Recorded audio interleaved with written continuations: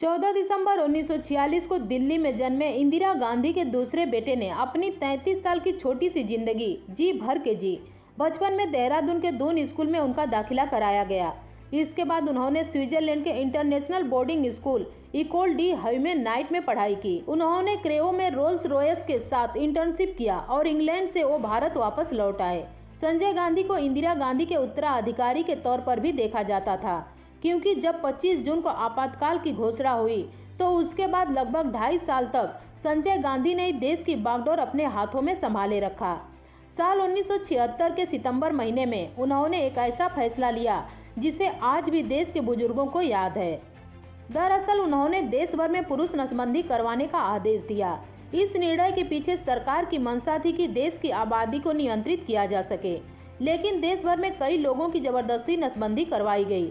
एक रिपोर्ट में खुलासा किया गया कि एक साल में 60 लाख से ज़्यादा लोगों की नसबंदी करवाई गई, जिसमें 16 साल के किशोर से लेकर 70 साल के बुजुर्गों की नसबंदी करा दी गई, जिससे लोगों में आक्रोश फैल गया। देश में नसबंदी जैसी दमनकारी फैसले के लिए संजय गांधी को पूरी तरह से जिम्मेदार माना गया, तो भारत में मारुति 800 को भारत में लाने का श्रेय भी संजय को ही दिया जाता है। संजय गांधी का सपना था कि भारत में आम लोगों के पास कार हो। इसके लिए उन्होंने दिल्ली के गुलाबी बाग में एक वर्कशॉप भी तैयार करवाया। 4 जून 1971 को मारुति मोटर्स लिमिटेड नामक एक कंपनी का गठन किया गया और इस कंपनी के पहले एमडी संजय गांधी खुद थे।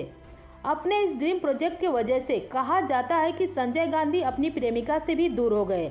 संजय गांधी के जिंदगी में 2 लड़कियों के आकर जाने के बाद उनके जीवन में मेनका गांधी का आगमन हुआ था। 14 सितंबर 1973 को संजय गांधी अपने दोस्त की शादी की पार्टी में गए थे। इसी दिन संजय गांधी का जन्मदिन भी था। इस पार्टी में संजय गांधी की मुलाकात मेनका आनंद से हुई। मेनका गांधी की बात करें तो उनके पिता तरलोचन सिंह लेफ्टिनेंट कर्नल थे। वहीं जब उनकी संजय से मुलाकात हुई थी वो महज 17 साल की थी। वहीं संजय उनसे 10 साल बड़े थे।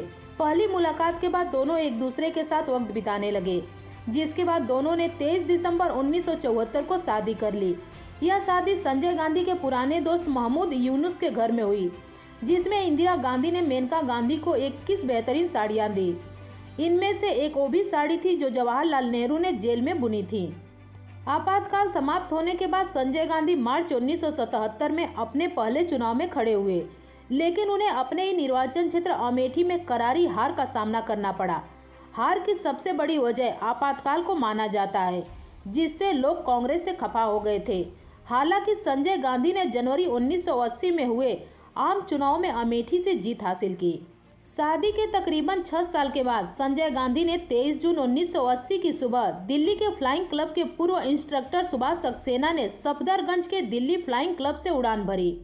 हवा में जब विमान कलाबाजियां दिखा रही थी कि तभी विमान के पिछले इंजन ने काम करना बंद कर दिया, जिसके बाद विमान सीधे अशोक होटल के पीछे की खाली जमीन पर जाकर टकरा गई और मात्र 33 साल की छोटी उम्र में संजय ने इस दुनिया से अलविदा कह दिया।